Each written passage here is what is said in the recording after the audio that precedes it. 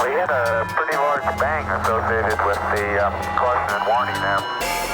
Okay, as we have an apparent serious oxygen leak. 4, 3, 2, 1. Houston, we've had a problem. He's in a roll and he can't stop it. Performing an evasive maneuver. Okay, Houston, we've had a problem here.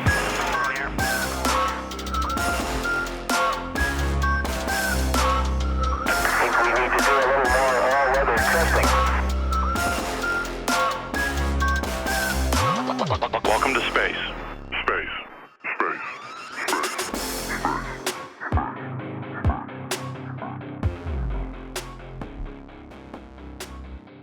Hello and welcome to Failure to Launch, the space history podcast where we take you through all the mistakes, failures, and explosions that made modern space exploration possible. I am your host, just me this time, Quinn, and I am joined today in the Trash Future live studio, which is incredible, Joe and Tom, who are the hosts of Lines Led by Donkeys podcast, where they cover bad military history, failed battles, horrible commanders, all of that kind of stuff. I do not really know why I'm introducing you guys, because our listenerships are not, like, there's not just a Venn diagram. Like, our listenerships are a tiny circle completely inside of a bigger circle. It's a sphere. Yeah. It's a content sphere. You're in the Velvet Content Goon Cave right now, so, you know. You invented it. It's just spreading now. It's like venereal disease among 18th century sailors. Or like most goon caves, I assume. Yeah. Instead of like a jar, it's just an entire content studio. Oh. This is throwing me off, too, because the hostel where I'm staying right now is also aggressively purple. So I'm just like, And it's not like they planned this, because there's like so many, like you have this random fucking rug that looks like it belongs in like my grandmother's living room. You have the purple panels, the purple curtains, purple panels, and you get the white panels on the ceiling. I feel like that they tried to plan it and then just said, fuck it. Yeah. I mean, like, are we just playing the game of let's talk about things we can see? Yeah. Yeah. You're not obscuring yourself behind the cloud of vape smoke. I must disappear now. So, thank you guys so much for coming on. This is going to be a really fun one, I think. So, I'm actually going to start this off with a question. Joe, Tom, I think mostly Joe, do you remember the movie Iron Sky? Oh, God, yeah. There's Nazis on the moon. We did a bonus Nazis on the episode moon. about that a long time ago. And do you remember how every nation had, like, they were revealed to have an orbital, like, ultra-advanced battle fleet, and, like, the Mir had a laser cannon on it? Yes. What if I told you that was alarmingly close to the truth? Fuck yes. Oh, the only people who are stupid enough to actually try and build that is either going to be the British or the Soviets or the Nazis, but they would do it in a weird way that also like feeds into like a weird officer's fetish. Now, as the American delegation of this table, don't count us out of this. We once had a plan to simply nuke the moon for no reason. Yeah, but like that was all, you know, propagated by former Nazi scientists. So like it's a Venn diagram at the circle. I mean, the same could be said for a lot of the fucking failed Soviet experience. Yeah. They had their own paperclip and it was bigger. It's the Soviets building a giant paperclip. And it's just being carried they by fundamentally misunderstood what Operation Paperclip was. They're like running into battle. There's 60 soldiers holding it like bent outwards like a lance. They have the same weapon I use to switch out the SIM card on my cell phone. So yeah, today we are going to be talking about the Soviet Death Star and really just the whole history of the militarization of space by the Soviets, because it's fucking stupid. I assume the military minds of the Soviet Union were like, how can we build the space station out of nothing but conscript? Yeah, I can't wait to see what a space station built by the world's hairiest man called Yosef Yosef. Hey, I'm sitting right here. What do you think the M in MiG stands for? Motherfucker's Armenian. We share shoulder hair, buddy. Joseph Josabian. Chest hair was actually a big concern for early space exploration, though. This is why 'Cause, like, Armenians if never you went like to space. It's just like any kind of shaving of hair is just gonna like get into the electronics and just fry everything. This is why Armenia doesn't have a space program. Actually, okay, funny thing aside, they do, and they launched they got like a private company to launch a satellite. And everybody immediately took because it's just like a box, right? It's like it's a cube set. Yeah, and everyone immediately started photoshopping this company called VBet on the side of it because like it's a betting company. I believe it's actually Georgian. And Ajara Bet is Georgian. But anyway, they photoshopped betting ads all over it. Because at the same time, like VBet sponsored like everything in the country, from like football teams to like, if you win in the metro and you went down the escalator, like literally every meter there was a VBet sign. So like everybody just photoshopped the VBet thing on the satellite. Like, wow, we have space program. The Armenian space station is just built entirely out of cigarettes and brandy. Fuck yeah. Oh, that's okay. So that's something I completely forgot to bring. I'm putting myself onto a tangent now, which is not my job, but the only alcohol that is regularly consumed in space is Armenian brandy. So we did make it to space, baby. They do not send vodka. Like the ISS right now has several bottles of Armenian brandy. I can't remember the name of it. Probably Ararat. Yeah. Which is like the best one in my opinion. It's also like surprisingly affordable, like $20 a bottle. Now I'm just thinking about the Armenian version of Mr. Freeze from Batman Forever, but instead of like the cooling liquid, it's just brandy. That's just every Armenian taxi driver. Oh god, making my Armenian gaming PC and replacing the water cooling with just brandy running through it. It's cooled by brandy and the filters are pure Beckett. Yeah, it's just like it runs through its open cycle, so there's just a tube leading into my mouth the whole time. And in order to power it, there's actually just like pedals on the ground. You have to pedal power it. Powered by our fucked up nuclear power plant that's like a health crisis to us all just by existing around it. It's also immediately so much easier to podcast with people in the room.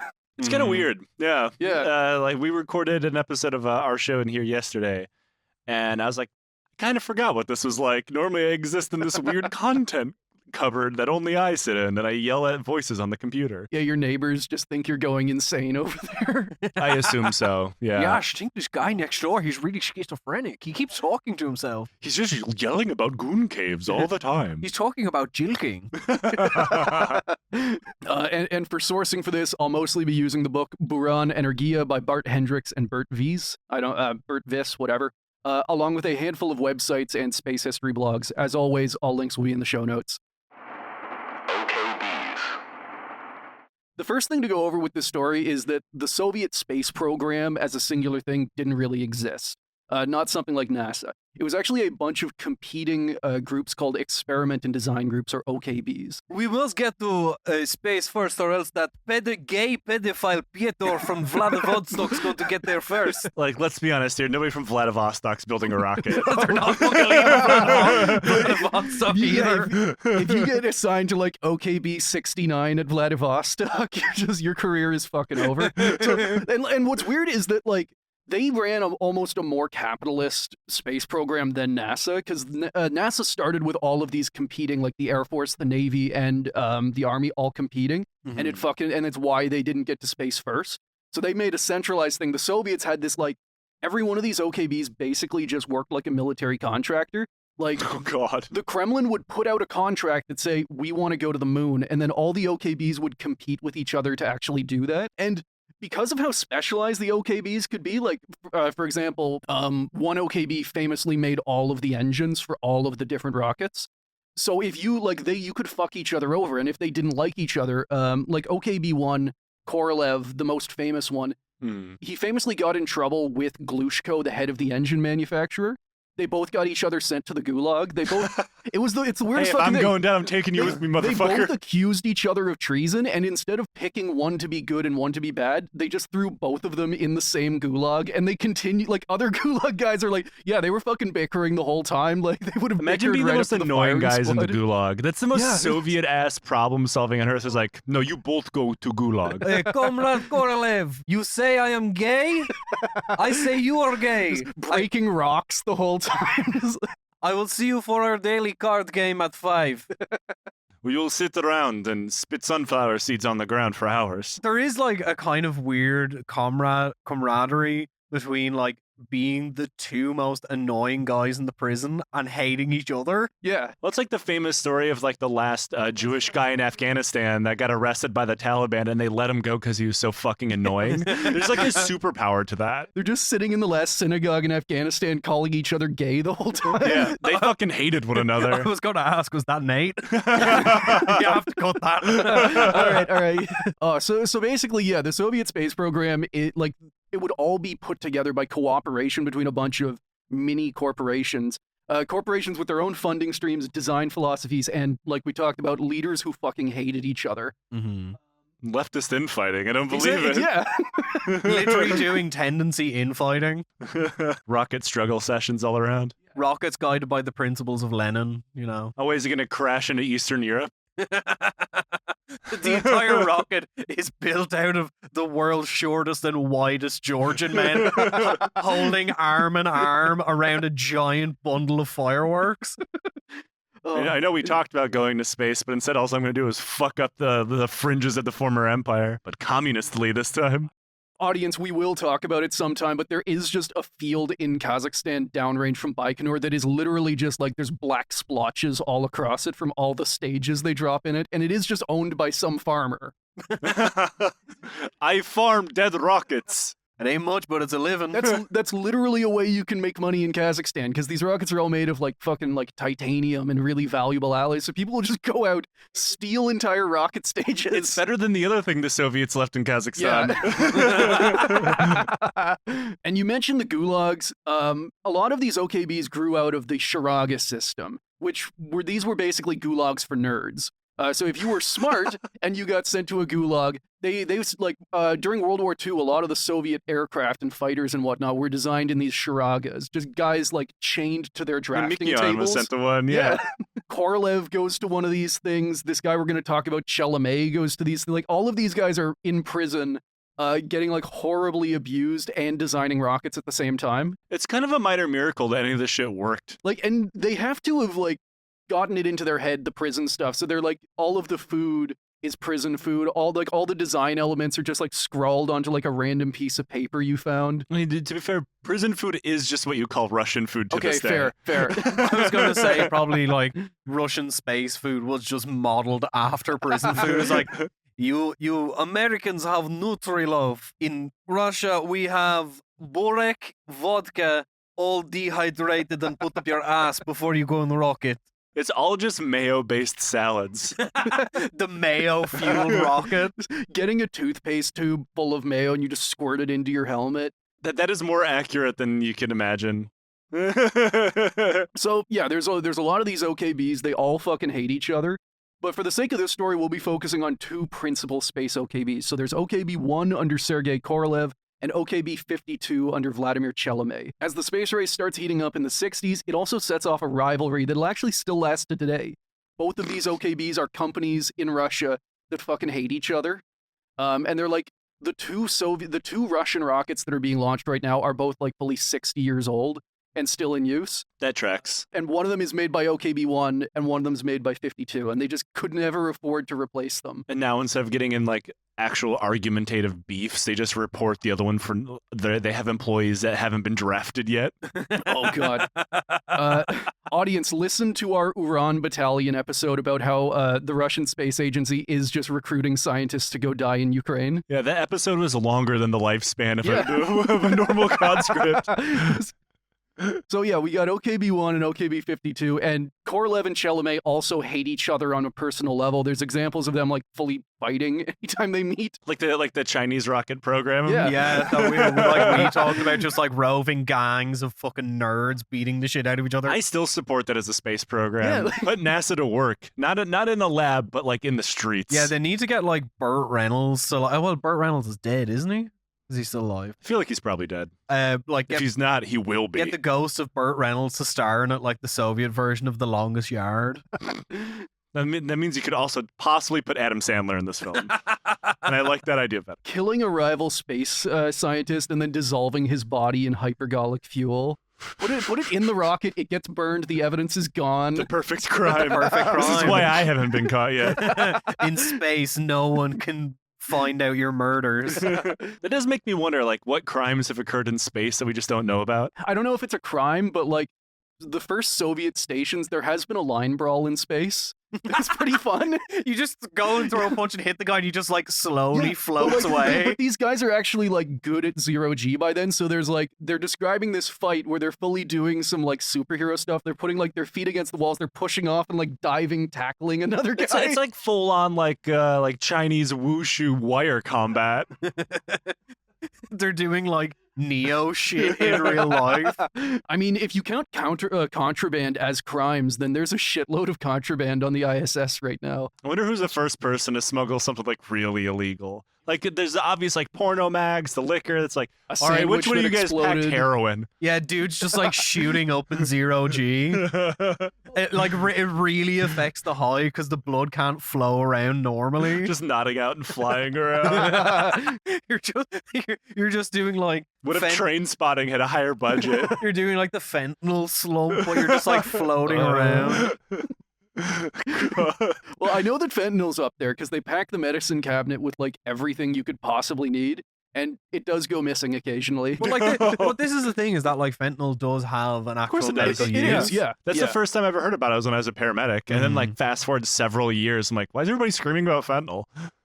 Oh, right, okay. I mean, like, to be fair, being in the ISS is essentially like being in a goon cave because you're constantly masturbating but never coming. Someone's gotta like buzz into like a Ziploc bag, otherwise it's gonna float around. You just see this jar with a My Little Pony and a floating glass.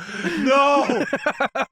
I mean, they have to keep it, like, they can't let it float around. There's just a port on the front of the spacesuit, and then if you open just it, labeled cum. The pressure just evacuates it into space. You just shoot a load and it goes across the room like a fucking bullet and kills someone. Rest in peace, hero. You'll never be forgotten. The fate that Buzz Aldrin would have had if he was born like 50 years later. Buzz Aldrin's still my favorite astronaut because he punched out a guy on video. And he was like 60 at the time. Yeah, like the fucking Bart Seibel, the moon landing conspiracy theorist, who was like, hey, like, swear on this Bible you went to the moon. And he's like harassing him. His granddaughter is right there, and he just fucking decks him. Get one fed to you by 60-year-old Buzz Aldrin and going down, too. Like, I'm not saying that, like, you know, getting hit by a 6-year-old wouldn't hurt. But, like, if you're recording yourself harassing an old man who was in the military, like, you have to assume, like, he might throw a punch. Yeah. And then you take one on the jaw clean, and he like Buzz Aldrin wins. He's actually just like training in the hyperbolic time chamber, like Goku. He's super strong, and he hits you. You just go through the wall, just turn to dust. I desperately want to see someone doing like kung fu training on the moon. It's like Buzz Aldrin getting ready, kicking someone. It's like also only man to ever drink alcohol on the moon. He brought like a little thimble full of communion wine with him. Hell yeah! He was just like that Catholic. It's because the Irish haven't gone to the moon yet. Well, like Buzz Aldrin, Michael Collins, like they're all like Irish descendants. Doesn't count. You can't take them away from us. Shut up. The diaspora can't count when they do something good. There's no Armenian diaspora who's ever been on the moon. No, they just go to LA. I mean, just as equally fucking desolate. What's his fucking name? Bogosian, I think, was the first Armenian American in space. So there has at least been that, but... And he immediately tried to steal the catalytic converter from the rocket. Korolev's weaponized Soyuz. So the first real Soviet attempt to militarize space came in the early 60s as Sergei Korolev was trying to get his new Soyuz program off the ground. And if you've heard of that name, that's because that's the thing they're still using today. They've just like upgraded it and upgraded it and upgraded it, and it routinely vents oxygen. It gets put together really bad. Prime Russian engineering that I've come to respect. Yeah, fun fact, their like rocket QA actually got worse after the fall of the Soviet Union. That's actually like the same across the board for everything. Yeah. It turns out that works for tanks. Rockets, it's more iffy. So he wasn't content with being the first to like put a satellite up or a man in orbit. He wanted to go to the goddamn moon. But at this point, the Kremlin wasn't convinced, and he was having trouble securing funding. And so he did what he always did and what a lot of military contractors do when he needed money. He pitched his spacecraft to the military. Specifically, he told them that with all of these spy satellites being launched, the Soviets would need a way to destroy American spacecraft. And this is like a serious consideration at the time. The Cuban Missile Crisis is going on. and tensions are very high. Naturally, the Soviet military bought into this scheme immediately and gave him billions of rubles. Fuck yeah, that's like $6. JFK was like, I believe the Russians are going to space. We gotta build a space MiG. I thought you were about to say a space MiG. Hold that thought. Hold that fucking thought. I mean, they did build a space MiG. They really did like plan on a space MiG, like a space interceptor. Yeah. They bolt those things together with like sheet metal. Yeah. Fuck. Oh, so his idea was to design 2 modified spacecraft for the military. One, the Soyuz R, was a tiny tube-like space station that would keep a couple of intelligence officers alive for months as they took pictures of the U.S. So it was just a manned... Put them in the tube. It was a manned spy satellite, because they figured that, like, people up there would be able to take better pictures than just, like, a remote-controlled camera. But these guys are just living in, like, a space much smaller than this room for months on end, just stinking it up nonstop. That's gonna end in a murder. Yeah. That's how you get to, like, 2001: A Space Odyssey. So you're gonna stuff 2 poor bastards in a tube and give them like disposable cameras and be like, see you in 6 months, losers. Yeah, like you've got one of those little like wind-up cameras. You have 5 pieces of film, and all of them are just like you mid-murder of your colleague. And the other much more interesting idea was the Soyuz P manned orbital interceptor. Now, if hearing that makes you imagine some kind of like sci-fi starfighter, I'm gonna have to disappoint you. The Soyuz P was basically a copy of the civilian Soyuz craft. Like it didn't even have weapons. And if you're wondering how an unarmed spacecraft was supposed to destroy a satellite, net gun. Hold that thought. Fuck, really? Yeah. That's some Wile E. Coyote shit. Yeah, but it's dumber. The actual thing is dumber. So if you're wondering how it's going to destroy a satellite, don't worry, they thought of that. So how the Soyuz P mission would work is that if the Soviets wanted a satellite destroyed, inspected, or even captured, they'd scramble an interceptor to it. This meant that, like a flight crew, these craft would need to be fueled and ready to go at a moment's notice on the ground, and like their crew would just have to be nearby in case, like, get up there right now, we need it destroyed in an hour. Mm-hmm. Yeah, because getting to space is as easy as launching a plane. Yeah, this is something that is like notoriously tough to do for space, especially with the old rockets back then where they had to be like, they were liquid fueled, it takes hours to get them going. Just like Gooning. You have to warm I'm them also up. liquid fueled. They're rubbing the fuselage. And I don't know if I can say this with Lines Led by Donkey's host, but it does get worse. That'll be $5, please. Your Patreon subscription's going up. So once the Soyuz P had intercepted its target, a military cosmonaut would have to suit up, go on a spacewalk, float over to the satellite, and take it out. Like in hand-to-hand combat?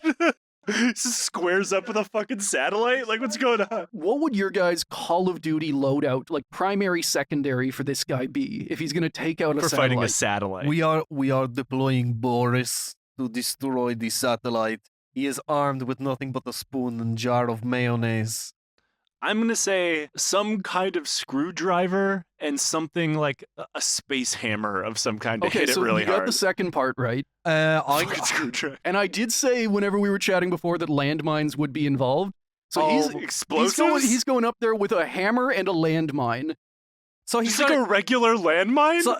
Well, I assume like a space kind of thing, like he could, like a magnetic mine, he mounts it on it. Does he have to like hit it with the hammer to trigger it? That's what the screwdriver's for. He's got to fiddle with it a bit. Step 1, affix landmine. Step 2, hit landmine with hammer. Step 3, receive Hero of the Soviet Union medal. Step 4, we build a bust of you in your home village. Step 5, we forget you ever existed. Little bits of you will rain down on the Soviet Union. We'll fertilize the people's crops. That is like completely in line with Soviet military strategy in general. It's like step 1, step 2, step 3, die. Yeah. I mean, like, imagine sitting in this briefing where you're like a highly trained astronaut with like years of fucking training, plus you probably were a jet pilot before then, and you're like, you want me to do what? You want me to what? That's actually kind of a funny thing with the Soviet Cosmonaut Corps was that at first it was basically a demotion as far as like what they could be expected to do. They needed to be the best of the best pilots, but then they become a cosmonaut and they don't get to control their craft anymore. They don't have space stations, so they can't actually do shit. You might be able to fly, but we have found you guilty of being gay. You can fly, but you will not be landing anymore. You cannot be gay in space. You have been sent to, like grabbing people from the Sharaga and forcibly shoving them into the rocket. You've been sentenced to space. I'm pretty sure that's I'm ripping off an Onion article from that. Yeah, I think I wrote about one of those in one of my books. What, an Onion article? No, those get paid more. After an inspection, and if destroying the target was the plan, the cosmonaut would have to figure out the best way to do that without getting himself killed. Because like every satellite is non-standard. The Soviets don't know what these satellites look like. You just have to play it by ear. If you can break it with the hammer, sure. If not, affix the mine, set the timer, and like float away as fast as you can. I feel like that's a fixed amount of speed. And don't worry, our R&D development for the space landmine is 0, so we just stole some from Yuri over in Quartermaster Unit, and the entirety of the cosmonaut training is just barbell squats, so you have super strong push strength. Push off. I mean, to be fair, their weightlifting team was pretty awesome. Yeah. So if all went to plan, he'd then float back to the Soyuz P and continue his months-long orbital deployment, because once he's up there, he's just going to stay in there for a little while. He's got a whole bunch of landmines. This is some like Warhammer 40k orc shit. Yeah, it's about to get a lot dumber because How? if they wanted to capture the satellite, which again was a serious consideration at the time, the cosmonaut was supposed to ratchet strap it to the front of his spacecraft like it's a goddamn deer. So he's supposed to do the same thing like my stepdad did whenever he found like a discarded couch on the side of the road, but with a fucking satellite. And you can't, like, I don't know what they were planning after that point, because you can't, like, re-enter the atmosphere like that. The satellite is super flimsy, but you just have your spacecraft with it's gonna turn into a 40k Space Hulk, because he's just gonna, like, Katamari, like, all of these satellites together. Just tumbling through space. No, ever growing. It's collecting. I am Yuri, god of satellites. It's just Voyager from that Star Trek episode, except it's like an 80-year-old Soviet dude controlling it. It's the ISS. I could never come back down to Russia, and I prefer it this way. It's a 60-year-old, like, old cosmonaut riding the rocket down like the end of Doctor Strangelove. So, like, if you're going to capture the satellite, hypothetically, I suppose, you could spacewalk over it and, like, get a good look at it or something, but, like, even if the satellite didn't burn up on re-entry, which I assume they all would, I assumed as a non-space guy, I'll say, comfortably, you can't just add a whole other spacecraft to your spacecraft and try to land your original spacecraft. That's not how anything works. I wonder if this was either the inspiration of, because I can't remember whether it precedes it or not, for, like, the ending rocket scene from Rendezvous with Rama. Like the cosmonaut just floating over and disabling, and it's like, okay, just float back. Was a single scientist even, like, in the room when some politician came up with this idea? Definitely not. We'll get to that a little bit. Korolev did not actually give a shit about these designs. He was fully just doing this to get the bag and then go and build his moon stuff. I can support that. Secure your moon bag. So thankfully, even the Soviet military wasn't crazy enough to think this would work, and they quickly demanded a redesign. And this would become the Soyuz PPK, a manned interceptor that removed, like, the front onion-shaped hab module, which means that it's got even less room to actually live in, and it replaced it with a multiple launch rocket system that fired what the Soviets called rocket mines. It would, like, magnetically affix to the target, push it away with its rocket engine, and then detonate. This is just a recipe for creating a kamikaze cosmonaut. Yeah, but knowing the Soviet Union, like, definitely wouldn't have worked because, like, some guy in the manufacturing actually, like, sold the springs. He pointed the rocket, like, the wrong way accidentally, and it just fires into the cosmonaut. The real kink in this whole plan was every single one of those rockets was controlled by a dog. Rest in peace, Laika. Never forget. Yeah. Now, fortunately for the world and unfortunately for us, none of OKB-1's batshit starfighters ever flew. It's also worth mentioning that Korolev never put much faith in the design and only viewed them as a way to get military funding for his lunar program. So much so that he never actually worked on the design and just subcontracted them to some random nobodies, which I can support. We're subcontracting the Death Wagon. Yeah. Joe has the same production mandate. It is kind of the equivalent of give it to the Irish. If Lockheed just decided they didn't actually care about the F-22 and just subcontracted it to, like, a university flight club or something. Give it to Daewoo. Yeah. But you know, 100% guarantee in this whole program, there's at least one Irish guy working on this. There's always at least one. There's always one. Someone's got to find out a way to how to increase rent in space. They hired two guys I can't from wait Dublin. until the cost of living reaches even like the billionaires doing private space stuff. It's just like getting evicted from your space condo, just floating off. They just hit a button and it vents you into the void. God damn, the price of moon milk is going up. Fuck. Anyway, it wasn't Korolev's dumb ideas that sunk the project. It was actually his rival, Chelomey. While OKB-1 was designing manned space interceptors, OKB-52 was developing the Istrebitel Sputnikov, or Destroyer of Satellites. Okay, sweet name. Yeah, they definitely... Sweet name. I hope the font on the side of it was like sufficiently metal. Yeah, it had to be like the metal band names that have that font you can't read. That's how you know how metal they are. It's because they can't write either. This was an idea that was a lot closer to the ASAT anti-satellite systems we have now. Basically, a satellite bolted to an ICBM that would just launch at a specific target and like ram into it at Mach 30. Okay. And that is what they use today. Like, you get vaguely close to a satellite, you just fire off like a shotgun of debris. And that's also why there's like huge death clouds of debris that the ISS has to dodge all the time now. Because China and the US China and the US briefly got into like I'll destroy this satellite. And now there's just like, gravity is possibly going to happen. I like the idea that the ISS is full of people at the time that's happening. Like, man, I really hope they don't miss. And this is also like, this is where we get to the fun Soviet politics part of it, because like, while the Soyuz project was running into delays and design problems, Chelomey's IS program was running successful test flights and hitting targets. To make matters worse, because the rocket meant to launch the destroyer of satellites was being delayed, Chelomey asked the Kremlin if he could steal a couple of Korolev's rockets for his tests, and they actually said yes. And that delayed the Soyuz program even more. So he's like just going, hey, you've got rockets, Kremlin, I need those for my tests. And suddenly all of the rockets this other OKB has built are just like nationalized. And being turned into weapons. Yes. Hell yeah. So yeah, these guys are like constantly fucking each other over. Every OKB is just run by the slimiest fuck imaginable. Yeah, what if you had 1 million Lavrenti Berias running a space program? So I don't have it here, but like famously, Glushko, the guy who made all of the engines for all of the Soviet rocket programs, famously hated Korolev. And because he makes all the engines, he can shut your program down if he wants to. Like, if you're building a rocket to do moon stuff, and Glushko is like, no, fuck you, no engines. Like, you're screwed. That's kind of how, like, every Soviet level of management worked, from the most piddly nothing to someone that runs something important. Is like, when they got in charge of something, they treated it like it was their personal fiefdom.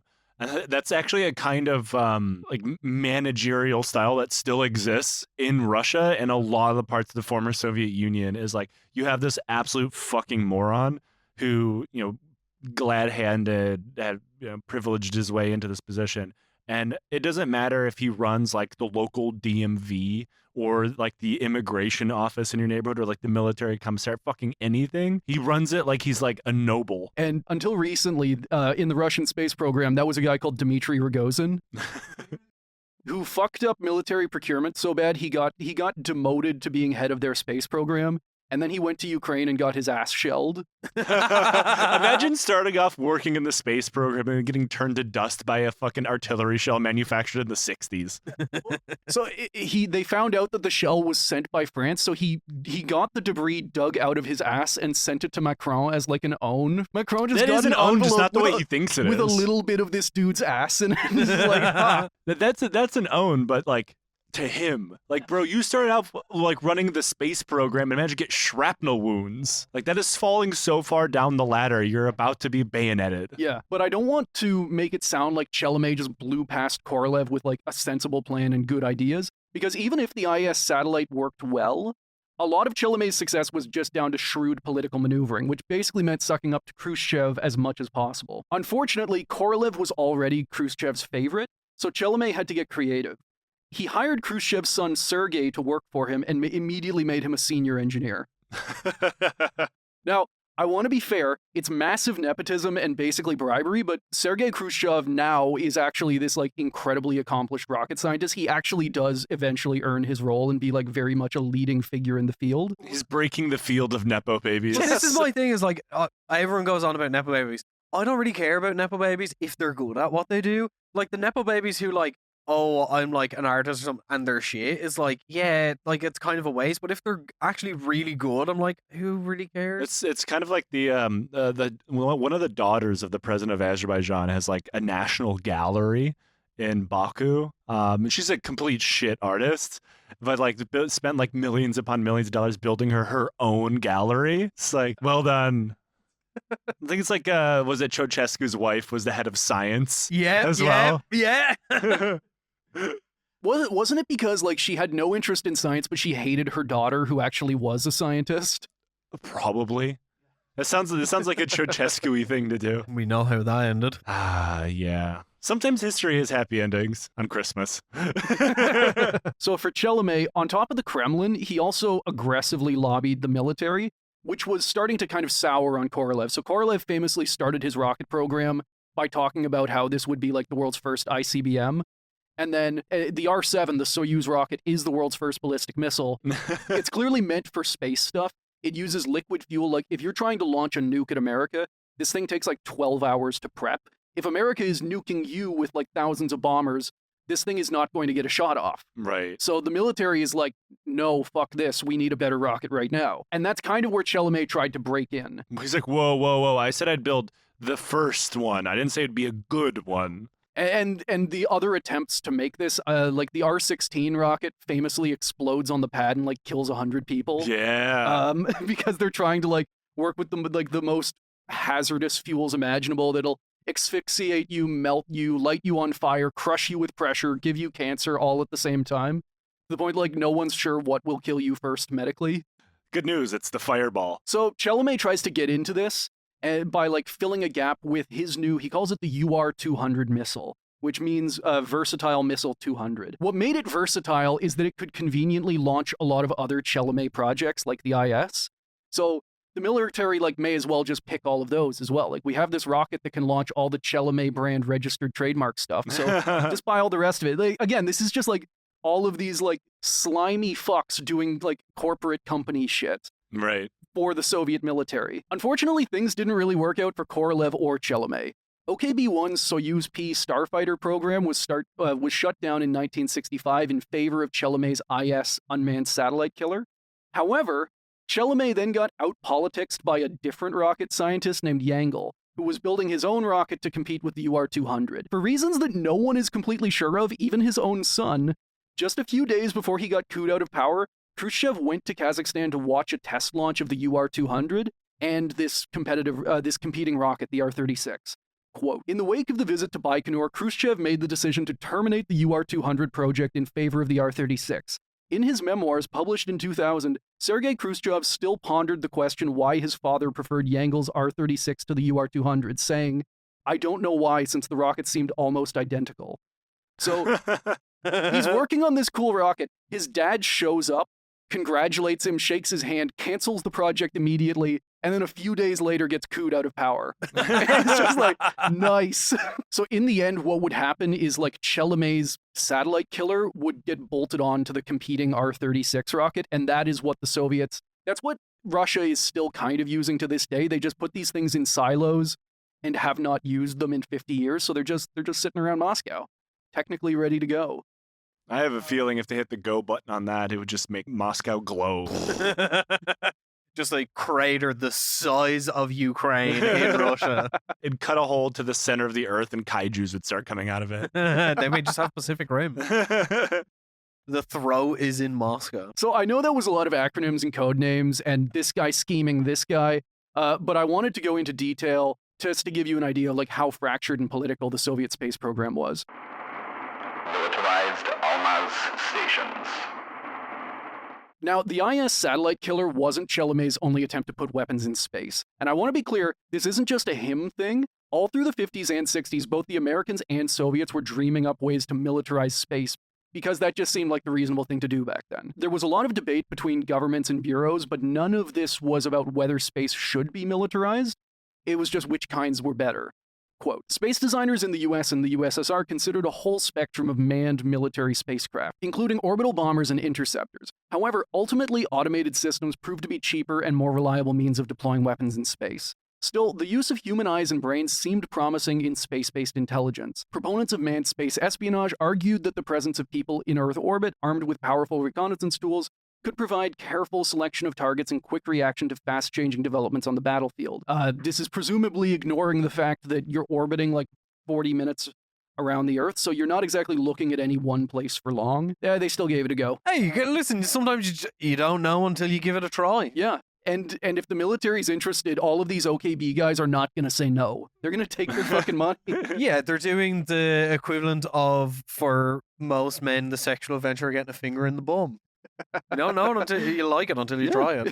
No, this sounds like that would be much cheaper than a space program. Shortly after taking over the ASAT mission from Korolev, Chalamet started working on his own manned military spacecraft. Like Korolev, he saw positives in the idea, basically that a person in orbit could respond a lot faster and have better data than a person guiding a satellite from the ground. And all this sounds good in theory, but the Red Army wasn't convinced, and they especially hated the price tag. Chalamet's project, which he called Almaz or Diamond, seemed doomed to live only on blueprints and in his dreams, until the CIA came to the rescue. Of course. Yeah. Woo! Here come the spooks. I was wondering when they would show up. Around the same time, the US was starting work on the Manned Orbital Laboratory, or MOL. This was basically an old Gemini capsule bolted on top of a small space station that would allow the crew to spend months in orbit. On paper, they'd spend that time running experiments and measuring the effects of zero-G on the human body, science stuff. In reality, however, the MOL was actually a secret spy platform, and the station would come equipped with powerful camera banks, weapons, and a massive inflatable radio antenna for spying on the Soviets. Well, yeah, naturally. We have ascertained the threat, and we are deploying America's strongest pervert. He is equipped with 1,000x magnifying binoculars. He might be looking in your window, but he's also looking at Soviets. He's trained his whole life for this moment. You want to talk about space gooning? Inside the MOL is just a fucking snow globe. Like, he spends 15 minutes out of his 40 minutes looking at the Soviet Union, and then the next 25 minutes looking in women's windows while they're getting it's changed. in his contract, you have to honor the contract. Yeah. Now, the MOL is definitely something we'll be covering in some future episodes, but for now, it basically died for a lack of initiative. No one wanted to spend much time or money on it. NASA was wrapped up in the moon race, and even the Department of Defense wasn't convinced of the idea. In the end, it'd fly one unmanned mission before being cancelled. But for Chalamet, none of that mattered. Quote, in the charged atmosphere of the mid-1960s, over-optimistic statements by the U.S. Air Force about its role and impressive but often unrealistic depictions of the MOL lab, widely published in the American press, provided plenty of propaganda for Chalamet to lobby for a Soviet response.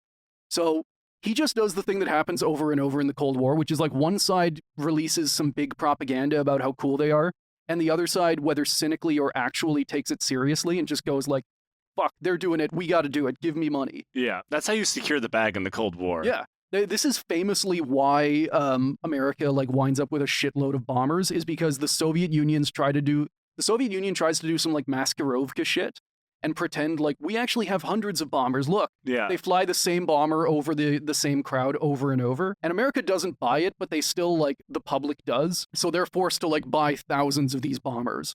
Yeah, I have a girlfriend. She just goes to a different school. Yeah. I have a bomber, just goes to school in Canada. So the Kremlin, they buy this. Chalamet gets approval in 1965 to build his Almaz stations, first as reconnaissance platforms, but also to experiment with weapons. We're not quite to the weapons yet, because we still have to talk about some politics. So first thing, even though the program gets approved in 1965, it doesn't actually get started for another 4 years. Part of this is because the moon race is siphoning off resources, and the rest is because when Khrushchev left office, Chalamet lost his biggest cheerleader and got to work with the Minister of the Defense Industry, Dmitry Ustinov, who fucking hated him. And immediately wasted no time. So Ustinov, on top of these OKB guys hating each other, they also, develop fandoms in the government. So That's so strange. Ustinov is a big Korolev fan, and he actively helps with red taping all of the projects Korolev doesn't like. Yeah, it's like Japanese idol stuff. Yeah, I'm into idols, but it's actually just weird Soviet scientists. Yeah, leaning on the government to black bag the rival idols. Ustinov's just becoming a VTuber. Korolev going around doing meet and greets like he's in Blackpink. They have strict rules about not having boyfriends as well. Yeah. When Almaz's first design trials were started in 1968, Anatoly Kirillov, the deputy chief of the Baikonur Cosmodrome and a devoted Korolev stan, started a commission to try and find flaws in the design. When the report came back mostly positive, Kirillov just purged the commission and all of its members and rewrote it himself to be all about how horrible Chalamet's design was. Now, OKB-1 did not just try to sabotage the Almaz program for the sake of it. They did it because OKB-1 wanted to compete.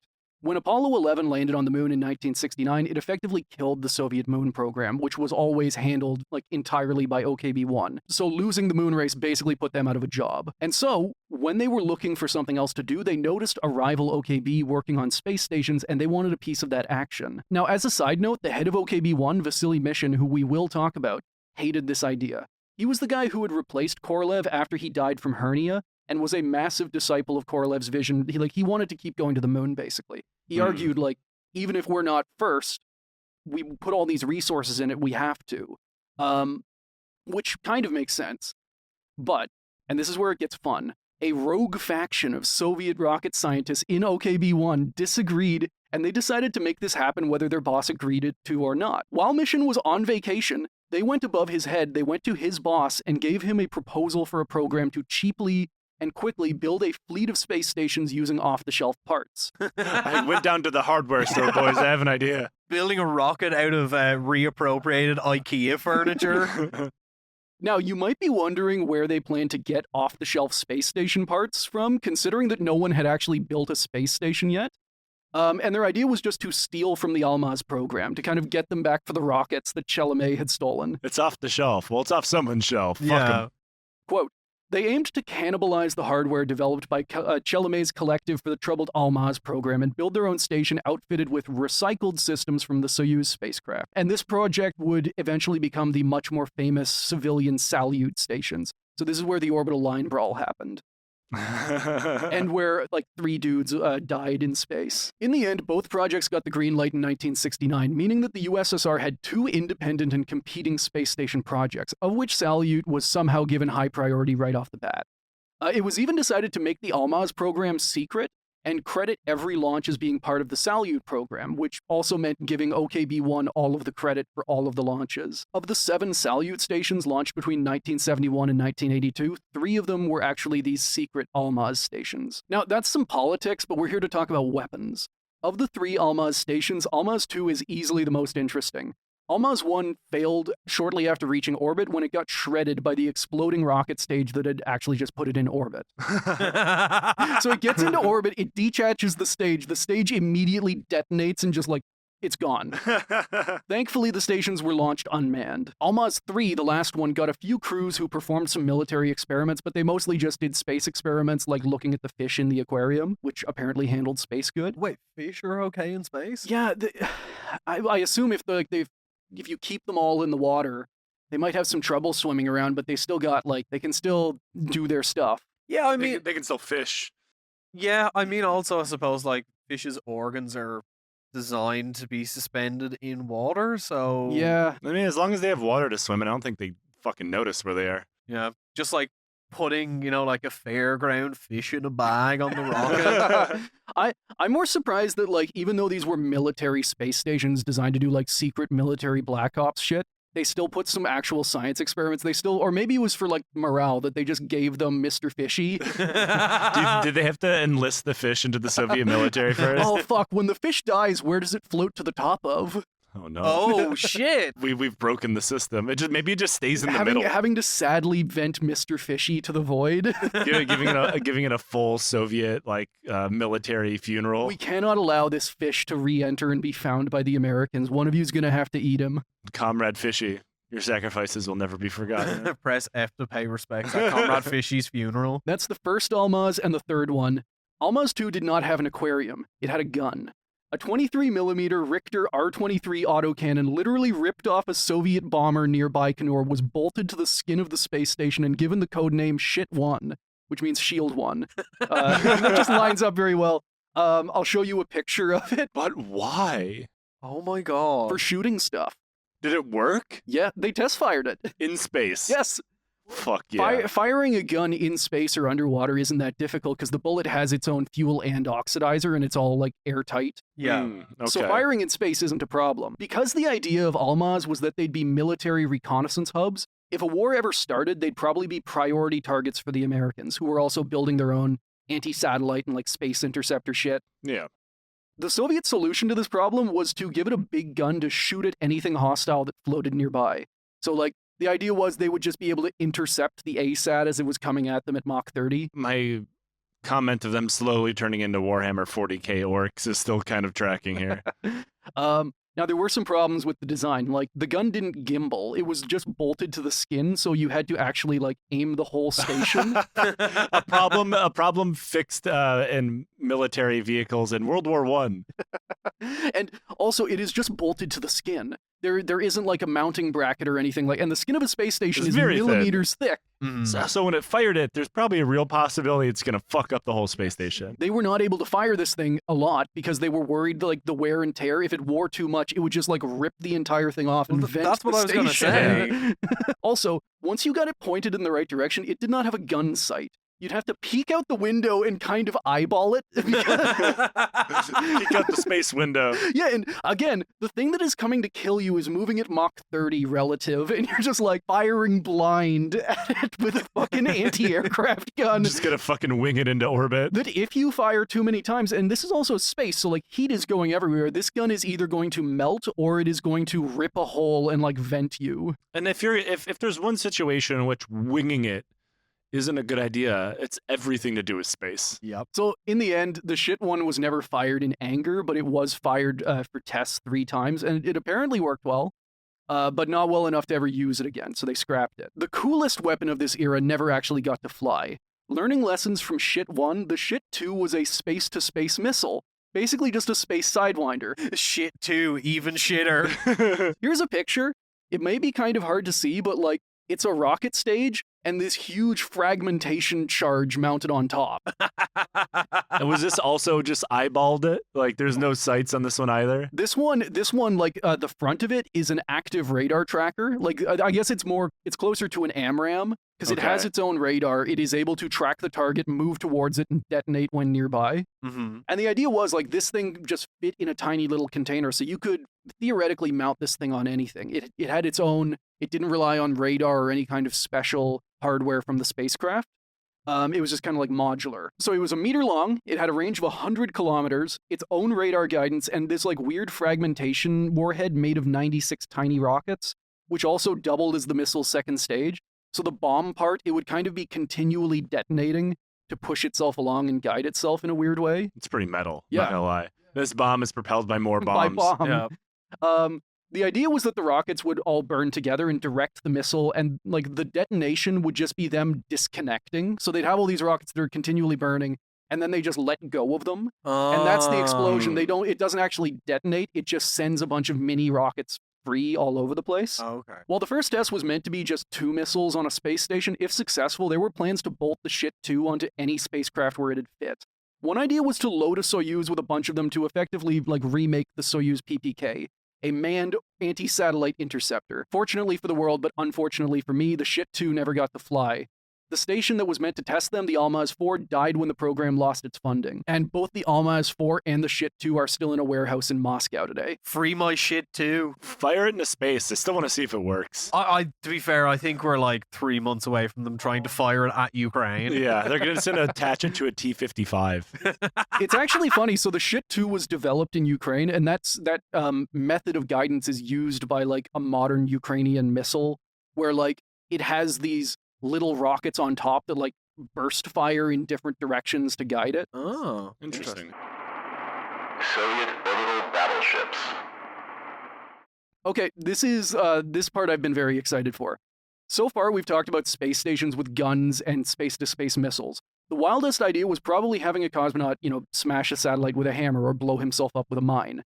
That's my personal favorite. And it's about to get dumber, and admittedly a lot cooler. Now, not content to let Chalamet and OKB-52 steal all the fun of building armed space stations, OKB-1, now renamed to NPO Energiya, decided to try it themselves and get very crazy with it. Just like Almaz, they had a space station design that gave them a lot of room to work with, and a lot of room to bolt weapons to. Starting in the mid-70s, with tacit approval from the Kremlin, Energiya developed the Skiff and Cascade battle stations. The idea with these was pretty simple. Take the core module of a space station, tear out all the science equipment, and replace it with weapons. Fuck yeah. Yeah. Now, unlike the earlier Almaz stations, these weapons wouldn't be for self-defense. These things were not meant to be like reconnaissance or control stations. Both Skiff and Cascade were designed from the start to track and intercept targets, staying in orbit for months on end and like actively doing patrols and like battle fleets of their orbital zones. What the fuck? I know, these things are orbital battleships. So I'll show you a quick picture to kind of give you an idea. It may be a little hard to see. One on the left is the missile boat, one on the right is the laser cannon. So it's just a salute station is the main core, and then they've just bolted shit to the front of it. It looks like a Firefly. Yeah. I mean, like, to be fair, look, I appreciate the ingenuity and the fact they're being sustainable by, they're not manufacturing new stuff to bolt it onto. They're using what they already have. They're being circular. I mean, someone else's station. Along with a laser cannon. Yeah. But sure. I mean, do lasers create waste? Oh God, yeah. They're a chemical nightmare. You have to launch so much weird shit for them, which we are going to talk about later. As for the differences between the two, it came down to weapons and the orbital altitude that they would be like operating in. Skiff, meaning Scythian, mounted a goddamn laser cannon that it would use to blast defending satellites from a safe range. But because the laser weighed like several metric tons and ate into the fuel range, Skiff would be meant to operate in low Earth orbit. Cascade, meanwhile, meaning Cascade, was appropriately armed with a 10-tube missile launcher. And because of how light the missiles were, Cascade had room for a little bit of extra fuel, and it would patrol all the way out to geosynchronous orbit, which, for context, is about 36,000 kilometers or 22,000 miles from Earth. God, what a shitty posting. Oh, yeah. Especially because, like, there's very little need for that. Yeah, you're never going to do your job. You're just going to be sitting in this box, like, thinking about how to, like, kill yourself. Yeah. Or gooning. Which would be, like, sending the missile out, getting it to turn around and come right at you. In the sense it's a Soviet-manufactured missile, that's just on the packaging. Another thing that made these designs unique was how they would operate. If the earlier Soyuz and PPK can be considered like fighter jets scrambling to intercept and destroy a single target, Skiff was supposed to be more of an orbital destroyer, cruising low Earth orbit with enough fuel and ammo to take out several targets. Cascade, meanwhile, was designed to act a bit like a submarine, floating out near geosynchronous orbit in stealth mode with no radio contact before sneaking up on its targets and firing space torpedoes. In both cases, the crew would be in for long rotations, and while the inside of a Salyut was spacious compared to like the smaller spacecraft they had, living in one for months on end was expected to be hellish. God, imagine how bad it would smell. Oh, fucking I feel like that's horrible. any space station, right? Like, it's got to be fucking disgusting. Yeah, like being in the army. Like, how well can you clean that? Yeah, like being in the army just means you're subjected to smells all the time. Yeah. But like being trapped in the space cube. This is a one-way mission. These dudes are never coming home. Like I said, the Soviet, as is still the Russian military tactic, is step 1, step 2, step 3, die. Now, as the 70s went on, Energiya had a lot of spare Salyut lying around, but not a lot of spare funds or manpower. The closest they got to ever launching anything was a plan to test the Cascade's missile on some unmanned Progress spacecraft, and even that had to be cancelled. In a bid to try and get at least the Skiff laser station off the ground, Energiya decided to outsource the work to a new sub-bureau called KB Salyut. So these guys also have, like, front companies all over the place. They're doing company shit. Right. Now, who is KB Salyut? KB Salyut is a rogue breakaway faction of ex-Chelme engineers and scientists who defected from OKB-52. Specifically, this the way I imagine this is just like if a Boeing factory suddenly had a violent revolutionary overthrow and then flew the Lockheed flag instead. Well, I mean, I feel like then that the parts of their airplane would stop exploding off. Coming over here, I flew on a Boeing. It's just like, yeah, my flight is delayed, my plane is incredibly iced over, and it's designed by Boeing. And you still made it here. I did, yeah. Unless you're actually dead and this is just all, the afterlife. Podcast purgatory? You're trapped in a velvet line studio for all time. You're never leaving. It's like Hotel California. So, specifically, KB Salyut were the guys who had designed and built the military Almaz stations, and when they defected, they took most of the hardware as well as an entire factory with them. Why the fuck do you steal a whole factory? I don't know. This is not just like quitting and leaving and going to the competitor. They took shit with them. They emptied the warehouses. I fully support stealing from your employer. If you can steal a whole factory, more power to you. It's like that Johnny Cash song, One Piece at a Time, where he builds a car over the course of 20 years. is like sneaking out nuts and bolts in his lunchbox. They're just doing this. Just slowly sneaking out an entire space station factory. I mean, like, to be fair, it's a Soviet factory. You could probably wrap a rope around it and pull it behind you with a donkey. And everybody else is also already stealing from it. Yeah. And I need to be clear that stuff like this happened all the time. OKBs were in a constant process of annexing each other and then balkanizing into a bunch of tiny rival bureaus. Like, they were doing the fall of the Soviet Union fully 30 years early. They're just doing Soviet shit. I mean, Yes. that's what the Soviets were doing with all their autonomous oblasts and shit. Like what they needed the space race Tito to hold everything together. So that's why the Balkans have never gone to space. So, this actually got so bad that Valentin Glushko, Sergei Korolev's famous rival who got him sent to a gulag, wound up in charge of his bureau. If things, he just winds up running the show, and like there's stories of him like taking all the Korolev portraits down in the office, just like wiping his ass at them. Like, yes, I win, motherfucker. Anyway, KB Salyut gets given the task of building the laser Death Star in 1981 and starts making some decent progress. However, this was not a good time to be making laser Death Stars. The political winds in Moscow had shifted. So in 1962, just a few months after KB Salyut was given the space project, Yuri Andropov becomes the new General Secretary of the Soviet Union, and he's not a fan of laser Death Stars. Who's not a fan of laser Death Stars? Everybody should be. Yuri Andropov, apparently. Going to a political debate and asking both candidates what their stances on laser Death Stars are. This is what needs to be in the next presidential election. Everyone Trump would loves say laser. yes. Yeah, Trump would love that shit. Everybody would. It's like things that you draw in your journal when you're 6 years old. So in the Soviet Union, part of this is because he wanted to make some rapprochement with the Americans, and part of it is because the project was just a blatant violation of the 1972 anti-ballistic missile treaty that the Soviet Union had signed. I disagree. Because this is cooler. Like, yeah, this treaty is voided because look at this glorious motherfucker. We're going to enact subsection 12, Rule of Cool. Yeah, of course. So under Andropov, work on the skiff was effectively frozen. Like the Almaz before it, it looked like the Soviet Death Star would only exist on some blueprints. Also, like the Almaz, Skiff was then rescued from the dustbin of history by an unlikely savior, Ronnie Reagan. Okay. Yeah, he was a pretty big fan of putting weapons in space. Yeah.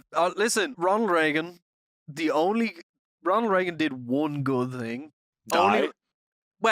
So two good things. Die and the no-fault divorce. Was that him? Yeah, that was Ronald Reagan. No shit. I'm not handing it to him. Okay, two good things. I refuse to hand anything to Ronald Reagan. Yeah, I guarantee you that was purely for him. Did he? No. It's probably for, like, I mean, he came divorced? out of Hollywood. It was probably for his Hollywood friends. Maybe it was like a just-in-case measure if things ever soured between him and Nancy. And then he just got, like, horrible dementia, so he didn't remember he was married anyway. Yeah, she sucked the thoughts out of his brain. God. See, in 1983, Reagan had announced the start of the Strategic Defense Initiative, or what's famously known as the Star Wars program. The idea with this was they would build a network of anti-ballistic missile satellites in orbit that would, like, completely nullify a Soviet nuclear launch. While this might sound reasonable, and both countries definitely had anti-ballistic missile systems on the ground, Star Wars made the Soviets and a lot of the world very worried because if it worked, it would erase the concept of mutually assured destruction, giving America the ability to, like, negate the Soviet nuclear capability. It would also mean that America would then be free to nuke or threaten anyone with while being immune to retaliation. I don't see the problem. Yeah. I mean, they're doing it anyway without the threat of nuclear war. Look at everything they've done for the past 60 years. I mean, just freedom and democracy, all around, yeah. Enduring freedom. Yes, I'm sure the people of North Vietnam love Mountain Dew. To be fair, they actually do. Probably do. Vietnam, huge fans of the U.S. these days, actually. Vietnam loves doing the do. Now, Star Wars is something that we'll definitely be covering, probably in like a whole series. Because it was a legendarily bad idea and a waste of billions of dollars. But for now, just know that the Soviets took it very seriously and started to ramp up their own anti-Star Wars program in response. Wouldn't that just be like the Sith program or something?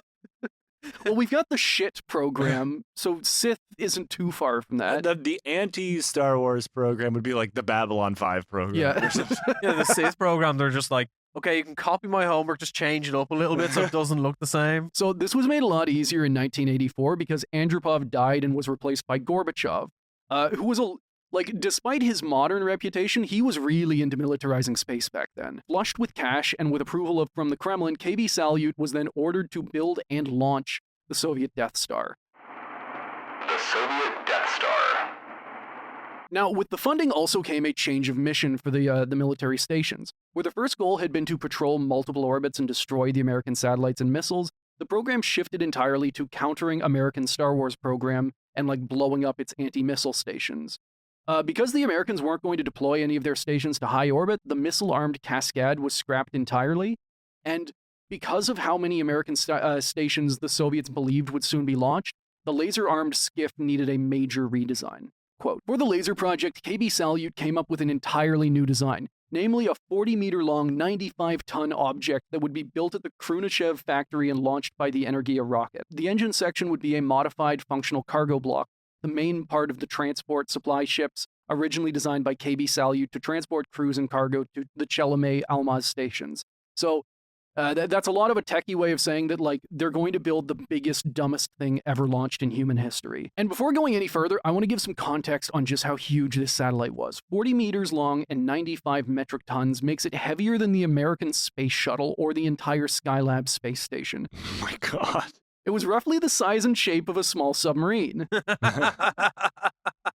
So I'll show you a picture of it here. Because all the things required to create a laser take up a lot of space, right? Yeah. It's a ton of different chemicals and shit. That's something that you would build in Kerbal Space Program in your That first picture is 2 actually hours. stolen from Kerbal Space Program. I will find, I'll credit whoever made that I stole the picture from. There's no good pictures of the actual laser battle station. Part of that room is for the laser, like you said. Part of it is for the nuclear mines.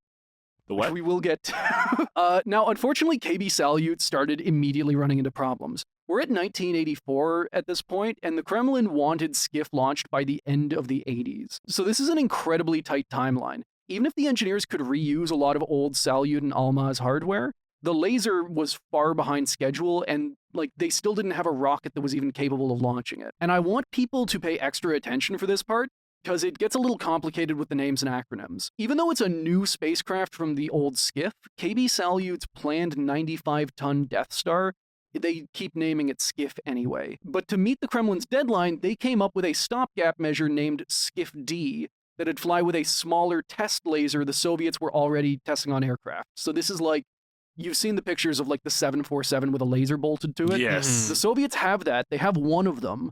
It is on an aircraft. They're not going to build another. They're going to rip it out of the aircraft, shove it into a Skiff satellite, and call that Skiff D.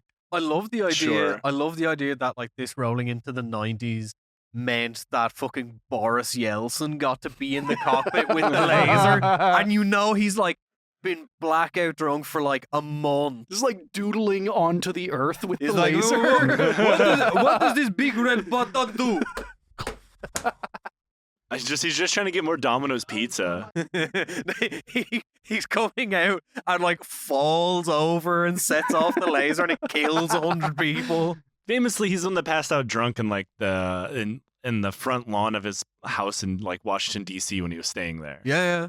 Sure, there's I'm trying to remember where In his underwear, if I believe. where it was. It was some visit he was doing where he was so drunk he couldn't get off the plane. Yeah, they just say it a medical condition. Yeah. I don't know how drunk does a Russian have to be for other Russians to be he's too drunk? How drunk does the leader of Russia have to be? How do you think he became leader? They don't elect the sober one. No, Dude, but it's just I'd vote for him. He'd have a drink with me. It's just no, he's having a drink with every constituent individually, back to back. Yeah. But this is so funny because I read that book about the failure of Perestroika that's about Gorbachev, and the rivalry between him and Yeltsin is so funny because he thinks Yeltsin is a fucking idiot. He's because Gorbachev saw himself as this kind of elevated parochial intellectual. He's I'm came as an outsider and now I'm in power. Whereas Yeltsin's very brash. He's not talking about theory and he just beats him because he's more likable. I can imagine why. Yeah.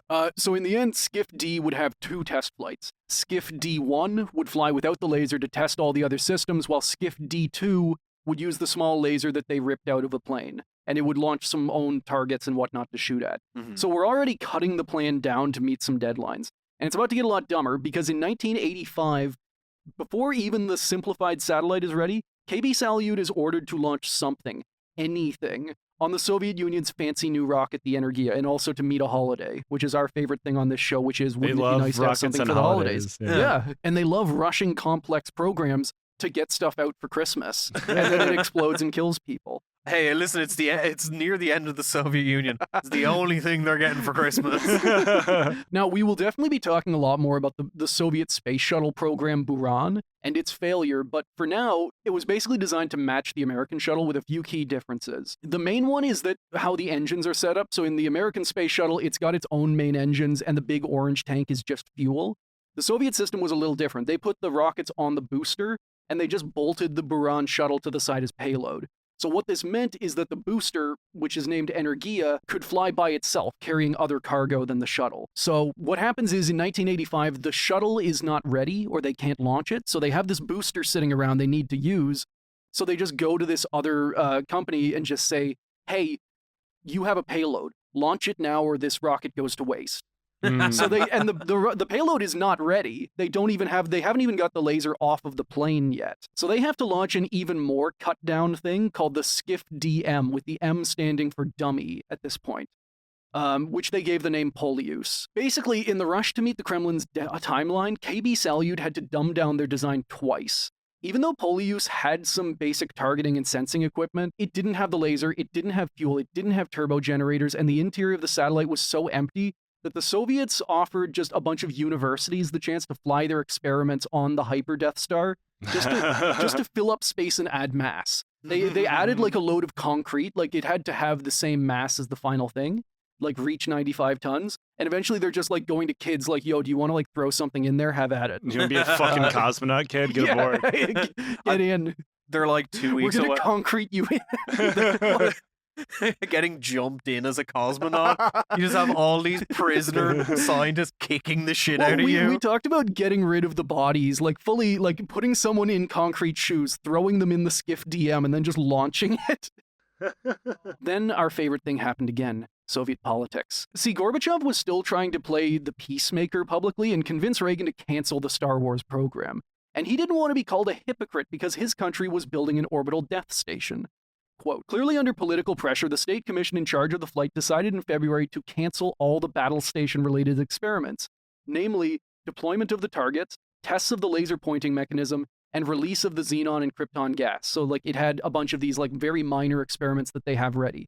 Save for the technological and geophysical experiments, Skiff-DM would now essentially fly a passive 1-month mission before deorbiting itself into the Pacific.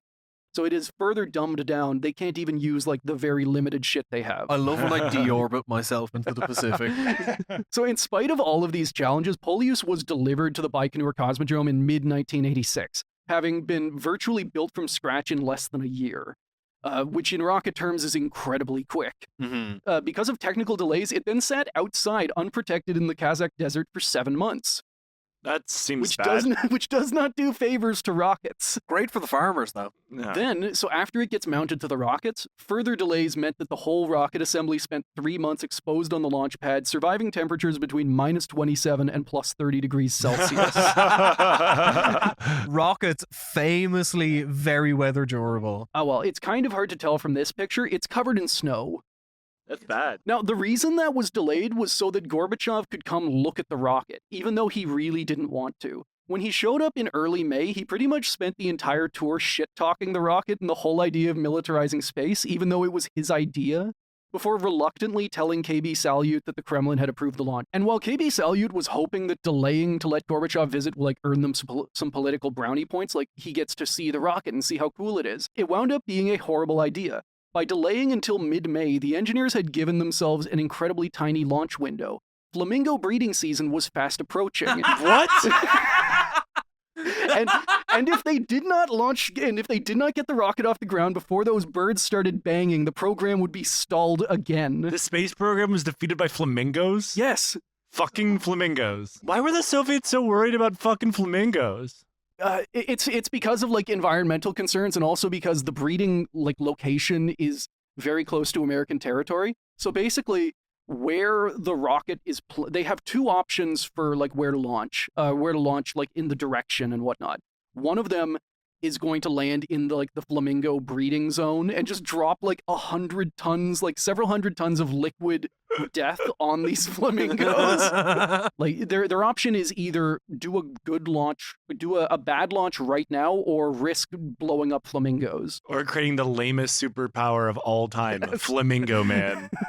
He has the power to balance on one leg for a very long time. And so, on May 15th, 1987, Energiya-6SL, which is the name of the rocket, left the launch pad in Baikonur Cosmodrome, carrying the Polyus Skiff DM very dumbed-down laser battle station. There was some initial concern because and you can find video of this if you're on YouTube, you'll see it right now, when the rocket immediately veered off the launch pad by about 10 degrees, you can see it take off and then immediately drift a little bit and kind of correct itself. Whoops. 2 minutes into the flight, the side boosters separated, and 7 minutes after that, Polyus separated from the main Energiya booster. Although the rocket had done most of the heavy lifting, the satellite still needed to get itself into the final bit of orbit with 2 burns from its tiny engines, and then things went very wrong. Oh no, the flamingos. It's just bird striking flamingos all the way up, like plowing through a flying V of flamingos. It's just a big plume of pink feathers. See, because of how it was designed, Polyus had to be mounted to the Energiya rocket upside down. Once it separated, it had to then spin itself 180 degrees to point its engines in the right direction for the final burn. When the fateful moment came, Polyus spun 180 degrees as planned, and then it spun another 180 degrees, and then it burned its engines at full blast, slowing itself down and causing it to deorbit in the Pacific, somewhat close to the flamingo breeding season place anyway. It did not hit them. Dude. My flamingos! Dude, like a fucking laser flamingo is gonna come out of that wreckage somehow. A kaiju-shaped fucking, kaiju-sized flamingo bursting out of the Pacific. No, you would be so pissed if you had ordered a custom flamingo feather boa, just gets incinerated by a Russian rocket. So a lot of explanations out there will say that there was like a bit flip or some other software bug, and it's actually dumber. Quote, later analysis showed that the thrusters had been deactivated by a command usually issued during a TKS launch that had somehow not been erased from the Polyus launch. So, because they're using off-the-shelf shit, they just left in the old software and never bothered to, comment it out in the code. Oh my god. Because this old TKS thing is not designed to do the upside down. It flips upside down, and then this old code is like, oh shit, we're flipped upside down. Let's fix that. It was infiltrated by intelligence agents of, the Flamingo Corps. Yeah. This cannot be allowed to go ahead. Quack. Rogue naturists sabotaging the Polyus. They launch. should have known. There's in the lab at the OKV is human, weird pink human on one leg, human. Guys, we're Gorbachev is here. It's just a flamingo in a trench coat. Gorbachev is actually 6 flamingos packed into a bad Soviet suit. Oh, you're squawking about the code, sir? It's right over here. David Attenborough has always been a CIA asset. That's right. Now, the failure of Polyus effectively spelled the end of the Soviet counter to Star Wars. Like a lot of space programs during this period, it didn't really end all at once. It sort of sputtered out. You can make the argument that it was sputtering out even before Polyus actually launched. Because, again, this satellite was getting dumbed down and down and down and down and down, to the point that it didn't even have the real weapons, it didn't have the laser, it didn't have the nuclear mines it was supposed to carry. Like I said, this fate was common for space projects at this time. For better, and definitely worse, the Cold War was a huge motivator for space research. Programs like Sputnik and Apollo were funded for the propaganda value, while Star Wars and Polyus were greenlit out of sheer political paranoia. When all that started to ramp down, it became much harder for space programs to justify their budgets, and many actually collapsed. The American Freedom and Soviet Mir 2 space stations only survived by actually merging to become the modern ISS. The Buran program, meanwhile, literally collapsed when the only shuttle to fly. It was destroyed when its hangar collapsed and killed 6 engineers. Sorry, 8 engineers. Flamingo's at it again. Yes. The other Buran orbiters are scattered around the world in various museums or being sold bit by bit on eBay. There's a whole market of space junk resellers, and you can find the pictures of the actual Buran shuttle in Moscow. It looks pockmarked because people come in and just rip the heat shields off and sell it on eBay. A buddy of mine has a chunk. You can just buy that shit. And that, everyone, is the story of the Soviet Death Star. How do we all feel? Only like late Soviet era scientists would create something as just ridiculous as this, and only the politics of the late Soviet era could create something like this. Right. It's one of those things that's like you knew it had to exist at some point in the history of militarizing space, but then when you get down to the minutia of it, you always end up very surprised of how intensely dumb it was, because you always assume like scientists aren't going to do really dumb shit. Yeah. But then like flamingos get involved. I don't know, man. Even whenever the scientists don't think it's a good idea, it all comes down to like what the politicians want. Yeah. Mm-hmm. But yeah, thank you guys again for coming on our show. Oh, thanks for having us. This has been a blast. Joe was being occupied with the Japanese space food. It's very dense. Can't get it open. Yukio Mishima will be fucking furious. You have to cut open the dense fucking cube. So if you guys want to plug your shows, I'm sure all of our listeners are already familiar. Beneath the Skin show about the history of everything told through the history of tattooing. I am the host of Lions Led by Donkeys podcast, where we do not talk about flamingos. Yet. Emu War. Remember, close enough. It's their chaos cousins. Yeah, emus are just Australian, flamingos. And listener, we do have a Patreon, so if you subscribe to that, you get a monthly bonus episode where we, right now, we're just reviewing bad Soviet space movies, but we are going to expand that out, and you help support the show, help us buy research materials, and help with our hosting. Thank you. Thank you to everyone who has signed up to support the show, and a big shout out to all of our top tier patrons. Our cyborg cats are Boss, Matt, Leaf Goose, and Spectre Cohen. Our space dogs, Ben L, Fractal Moonlight, Furious Luddite, John C, Oliver, Tom M, and Zim. Albert Count, 7. Thank you for listening to another episode of Failure to Launch. If you want to follow us, we are Failure to Launch on Blue Sky and FT Launch Pod on Instagram. We also post our episodes with visual aids at Failure to Launch Podcast on YouTube. All music was provided by DJ Danner.